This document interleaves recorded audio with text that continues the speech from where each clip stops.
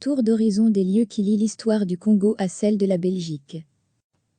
Le parc de Tervuren, l'espace public belge, et bruxellois plus particulièrement, est encore imprégné de marques coloniales.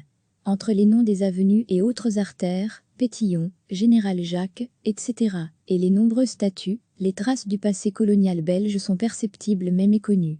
Lors de notre émission spéciale sur les 60 ans de l'indépendance du Congo, nos trois animateurs .tris.s ont parcouru ces différents endroits intimement liés à l'histoire du Congo, contemporaine et passée. C'est parti pour un tour d'horizon. Lorsque l'on parle d'exposition universelle, il est souvent question de celle qui s'est tenue en 1958. Pourtant, des dizaines d'années plus tôt, en 1897, Léopold II fit construire le Palais des Colonies à l'occasion d'une exposition universelle, au cœur du parc de Tervuren. L'idée était d'exposer des Congolais.es dans des sortes de zoos humains, comme ce sera encore le cas lors de l'EXPO 58. Au moment de sa construction, les salles accueillaient, entre autres, des animaux naturalisés, des échantillons géologiques, des denrées, etc. Un village africain qui logeait des Congolais pendant la journée avait été aménagé dans le parc et a coûté la vie à 7 d'entre eux, apprend-on sur le site de l'actuel musée. Le pavillon étant trop petit, Léopold II ordonna de faire construire le Palais de l'Afrique, qui porte aujourd'hui le nom d'Africa Museum. En 2013, le musée opéra une grande rénovation et inaugura un nouveau concept décolonisé. Un dépoussiérage plus que nécessaire vu que l'exposition permanente datait des années 50, plus grand que à lire également. Africa Museum, le musée de l'Afrique décolonisée, rouvre le 9 décembre depuis avril 2019. Cette nouvelle librairie a ouvert ses portes à Ixelles dans le quartier Matonge, qui porte d'ailleurs le même nom qu'un quartier de Kinshasa. Dans les allées, uniquement des livres de littératures afro du monde entier.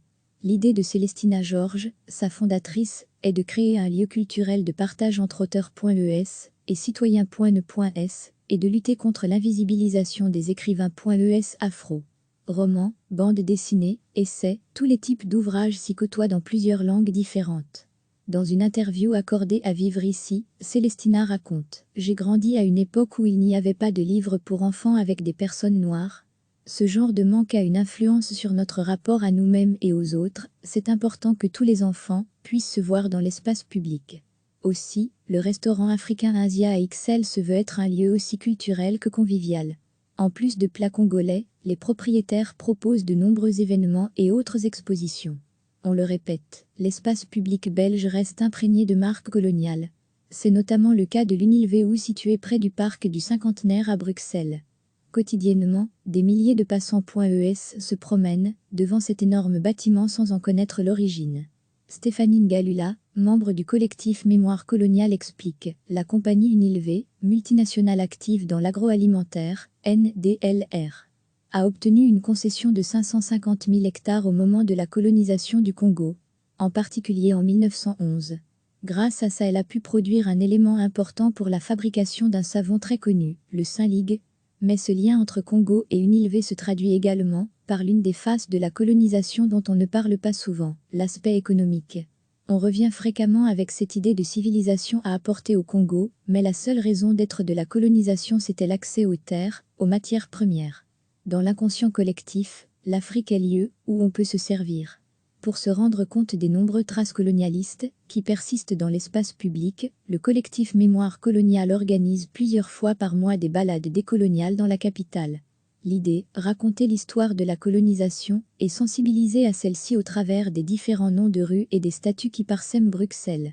Rien que le nombre de parcours par commune atteste de l'importante quantité de vestiges qu'il existe. Ce genre de visite guidée existe dans plusieurs grandes villes. C'est notamment le cas à Paris, où de nombreuses rues ont été rebaptisées par des collectifs décoloniaux.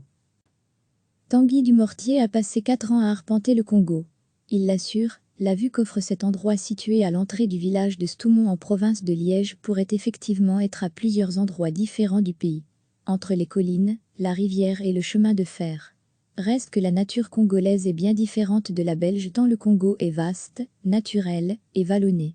Ce qui relie encore aujourd'hui le Congo et la Belgique, c'est l'histoire, notamment celle du parc national des Virunga, le deuxième plus grand au monde après Yellowstone. Il a été dessiné au temps de la colonie belge et conservé par les Congolais.es après l'indépendance.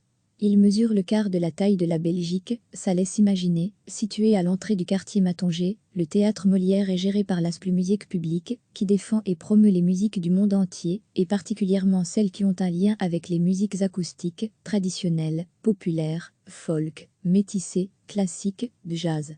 Chaque année, une centaine de concerts est organisée, une cinquantaine de cours de musique offerts. Aussi, le label du même nom s'engage à produire plusieurs CD, afin de participer au rayonnement de ces différentes musiques et de contrer l'invisibilisation. Lors de notre émission spéciale, les différentes prestations des artistes accueillis.es se sont déroulées sur la scène de ce théâtre emblématique. Ces articles sont rédigés dans le cadre de l'émission télé spéciale Le temps d'une histoire, il y a 60 ans, l'indépendance du Congo diffusée le 26 juin à 20h20 sur la Une, et à retrouver ensuite à tout moment sur Ovio. L'espace public belge, et bruxellois plus particulièrement, est encore imprégné de marques coloniales. Entre les noms des avenues et autres artères, Pétillon, Général Jacques, etc., et les nombreuses statues, les traces du passé colonial belge sont perceptibles mais méconnues. Lors de notre émission spéciale sur les 60 ans de l'indépendance du Congo, nos 3 animateurs .tris.s ont parcouru ces différents endroits intimement liés à l'histoire du Congo. Contemporaine et passée, c'est parti pour un tour d'horizon. Le parc de Tervuren, lorsque l'on parle d'exposition universelle, il est souvent question de celle qui s'est tenue en 1958. Pourtant, des dizaines d'années plus tôt, en 1897, Léopold II fit construire le palais des colonies à l'occasion d'une exposition universelle, au cœur du parc de Tervuren. L'idée était d'exposer des Congolais.es dans des sortes de zoos humains, comme ce sera encore le cas lors de l'EXPO 58. Au moment de sa construction, les salles accueillaient, entre autres, des animaux naturalisés, des échantillons géologiques, des denrées, etc. Un village africain qui logeait des Congolais pendant la journée avait été aménagé dans le parc et a coûté la vie à 7 d'entre eux, apprend-on sur le site de l'actuel musée. Le pavillon étant trop petit, Léopold II ordonna de faire construire le Palais de l'Afrique, qui porte aujourd'hui le nom d'Africa Museum. En 2013, le musée opéra une grande rénovation et inaugura un nouveau concept décolonisé.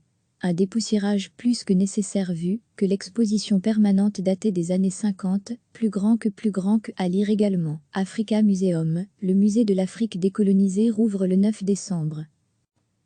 Pépite Blue depuis avril 2019, cette nouvelle librairie a ouvert ses portes à Ixelles dans le quartier Mattanger, qui porte d'ailleurs le même nom qu'un quartier de Kinshasa. Dans les allées, uniquement des livres de littératures afro du monde entier. L'idée de Célestina Georges, sa fondatrice, est de créer un lieu culturel de partage entre auteurs.es et citoyens.ne.s et de lutter contre l'invisibilisation des écrivains.es afro. Romans, bandes dessinées, essais, tous les types d'ouvrages s'y côtoient dans plusieurs langues différentes. Dans une interview accordée à Vivre ici, Célestina raconte « J'ai grandi à une époque où il n'y avait pas de livres pour enfants avec des personnes noires. Ce genre de manque a une influence sur notre rapport à nous-mêmes et aux autres, c'est important que tous les enfants puissent se voir dans l'espace public. » Aussi, le restaurant africain India à Ixelles se veut être un lieu aussi culturel que convivial. En plus de plats congolais, les propriétaires proposent de nombreux événements et autres expositions. Unilveuzo le répète, l'espace public belge reste imprégné de marques coloniales. C'est notamment le cas de l'Unilveu situé près du parc du Cinquantenaire à Bruxelles. Quotidiennement, des milliers de passants.es se promènent devant cet énorme bâtiment sans en connaître l'origine. Stéphanie Ngalula, membre du collectif Mémoire coloniale explique « La compagnie Unilveu, multinationale active dans l'agroalimentaire, NDLR, a obtenu une concession de 550 000 hectares au moment de la colonisation du Congo, en particulier en 1911. Grâce à ça, elle a pu produire un élément important pour la fabrication d'un savon très connu, le Saint-Ligue. Mais ce lien entre Congo et Unilveu se traduit également par l'une des faces de la colonisation dont on ne parle pas souvent, l'aspect économique. On revient fréquemment avec cette idée de civilisation à apporter au Congo, mais la seule raison d'être de la colonisation c'était l'accès aux terres, aux matières premières. Dans l'inconscient collectif, l'Afrique est lieu où on peut se servir. Balade décoloniale pour se rendre compte des nombreuses traces colonialistes qui persistent dans l'espace public, le collectif Mémoire coloniale organise plusieurs fois par mois des balades décoloniales dans la capitale. L'idée, raconter l'histoire de la colonisation et sensibiliser à celle-ci au travers des différents noms de rues et des statues qui parsèment Bruxelles. Rien que le nombre de parcours par commune atteste de l'importante quantité de vestiges qu'il existe. Ce genre de visite guidée existe dans plusieurs grandes villes. C'est notamment le cas à Paris, où de nombreuses rues ont été rebaptisées par des collectifs décoloniaux. Setoumon, le point de vue du Congo. Tanguy Dumortier a passé 4 ans à arpenter le Congo. Il l'assure, la vue qu'offre cet endroit situé à l'entrée du village de Setoumon en province de Liège pourrait effectivement être à plusieurs endroits différents du pays.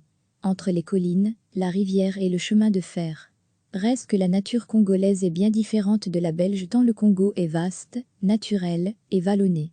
Ce qui relie encore aujourd'hui le Congo et la Belgique, c'est l'histoire, notamment celle du parc national des Virunga, le deuxième plus grand au monde après Yellowstone.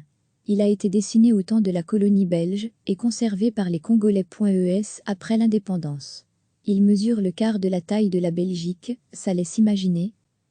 Le théâtre Molière situé à l'entrée du quartier Mattanger, le théâtre Molière est géré par l'Assemblée Musique Publique, qui défend et promeut les musiques du monde entier, et particulièrement celles qui ont un lien avec les musiques acoustiques, traditionnelles, populaires, folk, métissées, classiques, jazz.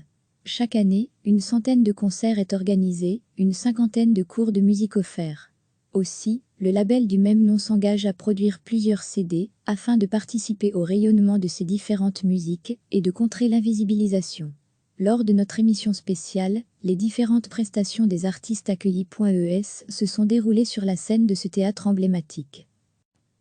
Ces articles sont rédigés dans le cadre de l'émission télé spéciale Le temps d'une histoire, il y a 60 ans, l'indépendance du Congo diffusée le 26 juin à 20h20 sur la Une, et à retrouver ensuite à tout moment sur Ovio. Cliquez sur s'abonner pour recevoir les dernières nouvelles.